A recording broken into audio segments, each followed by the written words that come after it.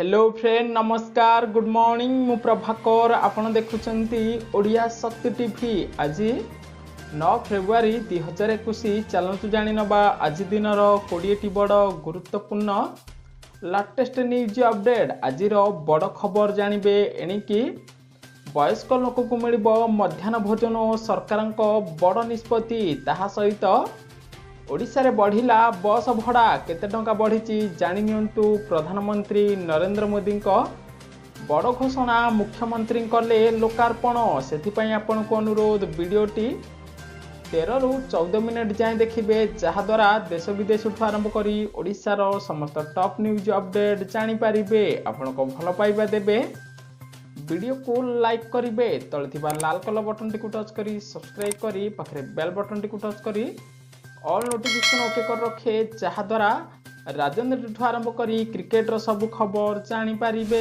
आज परवर्ती खबर रमादेवी विश्वविद्यालय विभिन्न प्रकल्पर लोकार्पण कले मुख्यमंत्री नवीन पट्टनायक सूचना अनुसार रमादेवी महिला विश्वविद्यालय मुख्यमंत्री पहुंची 33 कोटी टंकार 4टी प्रकल्प लोकार्पण करिसेंती। उत्कल भारती कुंतला कुमारी सावतଙ୍କ जन्मतिथि अवसर रे मुख्यमंत्री रमादेवी विश्वविद्यालय गस्त करिथिबार सूचना मिलिछि।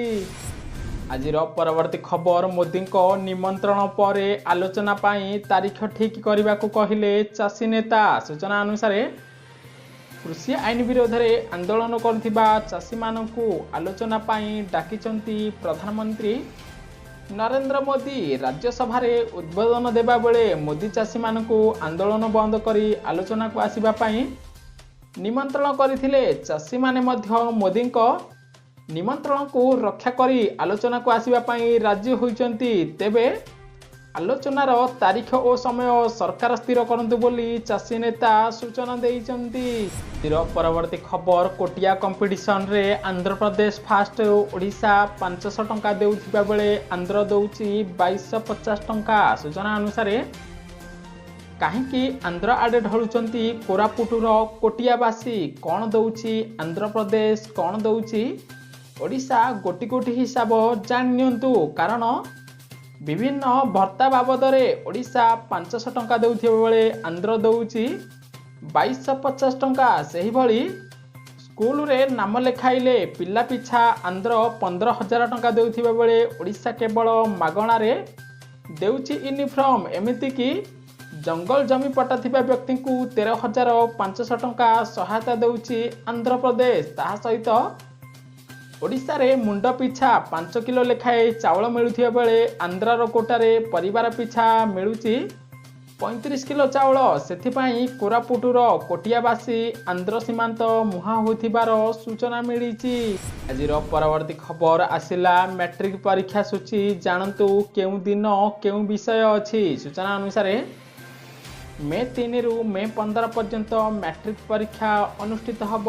सेथिपाई कार्यकारी सूची जारी करा जाइछि। मे 3 रे प्रथम भाषा ओडिया परीक्षा हम सेहीपरि मे 5 रे द्वितीय भाषा इंग्राजी मे 7 रे तृतीय भाषा हिंदी मे 8 रे तृतीय भाषा संस्कृत मे 10 रे गणित मे 12 रे विज्ञान मे 15 रे सामाजिक विज्ञान परीक्षा हम प्रतिदिन सकाळ 8 रु 10टा जाए परीक्षा करा जिवो। ताहा सहित गणित परीक्षा दिन अधिक 15 मिनिट समय मिलिबो बोली सूचना आसीछि। आज परवर्ती खबर भारत को मिलिबो आउ 11 राफेल युद्ध विमान। सूचना अनुसार चलित वर्ष मार्च सुधा भारत को 11 राफेल युद्ध विमान मिलिबो। सेही भली 2022 एप्रिल सुधा अन्य 17टी राफेल आसी भारत में पहुंचबो बोली प्रतिरक्षा मंत्री राजनाथ सिंह राज्यसभा रे सूचना देइचंती। आज परवर्ती खबर विभिन्न स्थान रे विरोध पर प्रत्याहृत हैला प्रस्तावित श्रीमंदिर बाइल। सूचना अनुसार कार्यकारी हेबा पूर्व श्रीमंदिर प्रस्तावित बाइल प्रत्याहृत हैला। प्रत्याहृत करा जायथिबा नै निजे ट्विटर हैंडल रे सूचना देइचंती केंद्र संस्कृति मंत्री प्रहलाद सिंह पटेल। से कहिचंती जे एनएमए अध्यक्षଙ୍କ अजाणତରେ नोटिस ହେଇଥିଲା ଏହାକୁ ପ୍ରତ୍ୟାହୃତ କରାଯାଇଛି ବୋଲି ସୂଚନା ମିଳିଛି।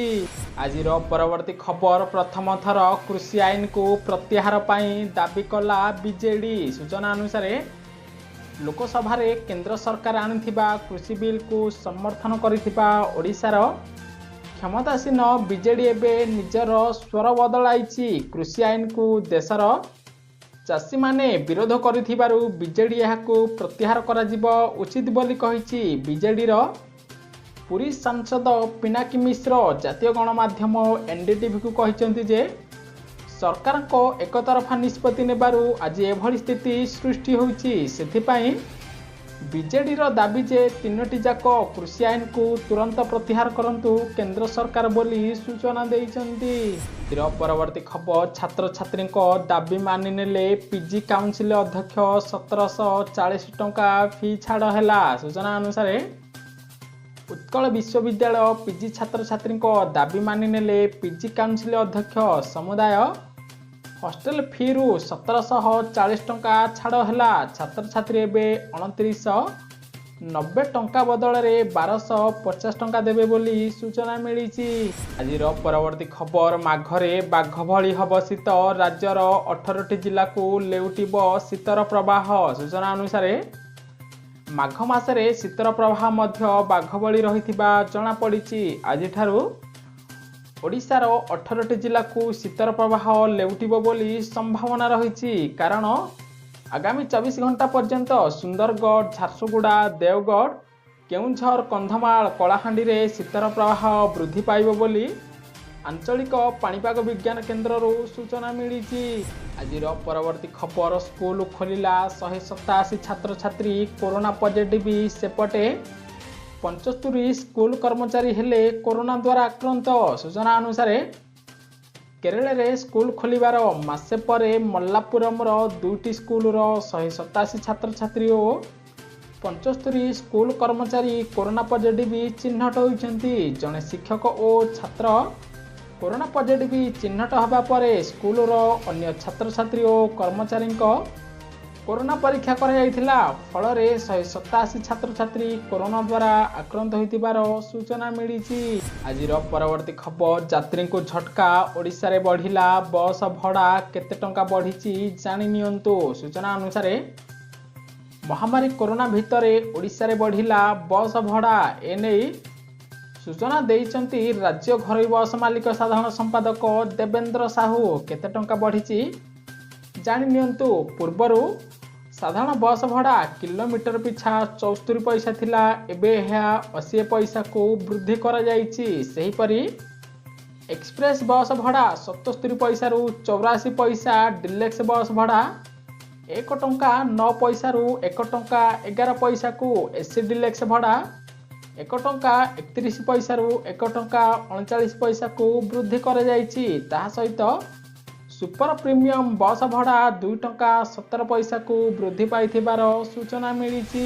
ଆଜିର ପରବର୍ତ୍ତୀ ଖବର ଦିନକୁ ଦିନ କମୁଛି ସୁନା ଦାମ। ଜାଣନ୍ତୁ କେତେ ଅଛି। ସୂଚନା ଅନୁସାରେ ଓଡ଼ିଶାରେ 22 କ୍ୟାରେଟ ସୁନାର ମୂଲ୍ୟ 10 ଗ୍ରାମ ପ୍ରତି 44,060 ଟଙ୍କା ଥିବାବେଳେ 24 କ୍ୟାରେଟ ସୁନାର ମୂଲ୍ୟ 10 ଗ୍ରାମ ପ୍ରତି 48,070 ଟଙ୍କା ଥିବାର ସୂଚନା ମିଳିଛି। ପରବର୍ତ୍ତୀ ଖବର ବିଜୁ ପଟ୍ଟନାୟକ ପାର୍କରେ ନିର୍ମାଣ ହେବ କୋଭିଡ ଯୋଦ୍ଧା ସ୍ମାରକୀ। ସୂଚନା ଅନୁସାରେ ବିଫଳ ଜୀବନୀ କୋଭିଡ ଯୋଦ୍ଧାଙ୍କ ତ୍ୟାଗ ମନେ ରଖିବ ସାରା ଓଡ଼ିଶା। ମୁଖ୍ୟମନ୍ତ୍ରୀଙ୍କ ଘୋଷଣା ମୁତାବକ ଭୁବନେଶ୍ୱରରେ ନିର୍ମାଣ ହେବ କୋଭିଡ ଯୋଦ୍ଧା ସ୍ମାରକୀ। ଏନେଇ ସ୍ୱାସ୍ଥ୍ୟ ବିଭାଗ ପୂର୍ତ୍ତ ବିଭାଗକୁ ଚିଠି ଲେଖି ଜଣାଇଛି। ଭୁବନେଶ୍ୱର ସ୍ଥିତ ବିଜୁ ପଟ୍ଟନାୟକ ପାର୍କ ପରିସରରେ କୋଭିଡ ଯୋଦ୍ଧାଙ୍କ ସ୍ମାରକୀ ଲାଗି ନିର୍ମାଣ ସ୍ଥାନ ଚିହ୍ନଟ କରାଯାଇଥିବାର ସୂଚନା ମିଳିଛି। ଆଜିର ପରବର୍ତ୍ତୀ ଖବର ଅଗ୍ନି 5 ବଢ଼ାଇଛି ଚୀନର ଚିନ୍ତା। ଅନେକ ଚେଷ୍ଟା ପରେ ପ୍ରସ୍ତୁତ କରିଛି ଆଣ୍ଟି ବାଲାଷ୍ଟିକ୍ ମିସାଇଲ୍। ସୂଚନା ଅନୁସାରେ ଗୋଟିଏ ପଟେ ପୂର୍ବ ଲଦାଖରେ ଭାରତ ଚୀନ ମଧ୍ୟରେ ବିବାଦ ଲାଗି ରହିଥିବା ବେଳେ ଅନ୍ୟପଟେ ଭାରତର ଘାତକ ଅଗ୍ନି 5 କ୍ଷେପଣାସ୍ତ୍ରକୁ ମଝି ରାସ୍ତାରେ ଧ୍ୱଂସ କରିବା ପାଇଁ ଚୀନ ତାର ଆଣ୍ଟି ବାଲାଷ୍ଟିକ୍ କ୍ଷେପଣାସ୍ତ୍ର ପରୀକ୍ଷଣ କରିଛି। ଗତ କିଛି ଦିନ ପୂର୍ବେ उत्तर चीन अंचल में परीक्षण कर सूचना मिली। आज परवर्ती खबर प्रधानमंत्री ग्यारंटी एमएसपी थिला अच्छी आउ एमएसपी आगकू रहिबो। सूचना अनुसार धानर सर्वनिम्न सहायक मूल्य एमएसपी थिला अच्छी आगकू जारी रहिबो। राज्य रे एई कथा कहिसंती प्रधानमंत्री नरेंद्र मोदी। ताहा सहित चाषी भाई को आंदोलन ओहरी जावा पाई प्रधानमंत्री अपील करिसंती। प्रधानमंत्री कहिसंती नुआ कृषि आईन चाषींकर हित पाई एहा द्वारा क्षुद्र चाषी को दृष्टि रखी सरकार एभली निष्पत्ति नैथिबार सूचना देइसंती। आज परवर्ती खबर भारत को 420 रन टार्गेट देला इंग्लैंड। सूचना अनुसार भारत और इंग्लैंड मध्य चलथिबा प्रथम टेस्ट रे टीम इंडिया आगे 420 रन लक्ष्य रखिछि। इंग्लैंड प्रथम इनिंग्स रे 241 रन रे आगुआ थिबा इंग्लिश टीम द्वितीय इनिंग्स रे मात्र 178 रन रे ऑल आउट होइछि। भारत पक्षरु रविचंद्र अश्विन चमत्कार बोलिंग करी 6टी विकेट नैथिबार सूचना मिली।